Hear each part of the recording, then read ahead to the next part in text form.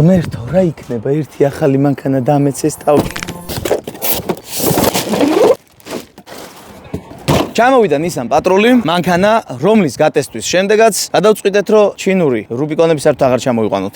იმიტომ რომ ეს მანქანა გამოდგა ძალიან მაღალი ხარისხის, ძალიან კარგი გამავლობის, ძალიან კარგი ბალანსის და მოკლედ საერთოდ ძალიან მაგარი მანქანა. ვინც ჯერ კიდევ არ იცით, ამ მანქანაზე YouTube ვიდეო მაქვს გადაღებული, ლინკი კომენტარებში იქნება და შეგიძლიათ გადახვიდეთ და უფრო დეტალურად გაეცნოთ, მაგრამ აქაც აგიხსნით, რომ ამ მანქანას აქვს წინა ხიდის ბლოკირება, უკანა ხიდის ბლოკირება, ორ სიჩქარიანი კოლოფი.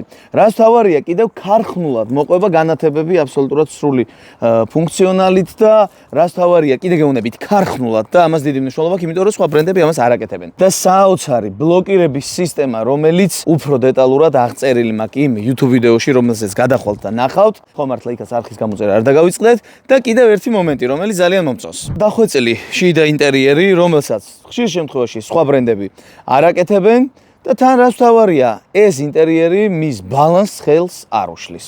10-დან 10 ბალიანის შეფასება ამ მანქანას, ამას ჩემთვის ვიტოვებთ და ამის სურვილები კიდე პირადში.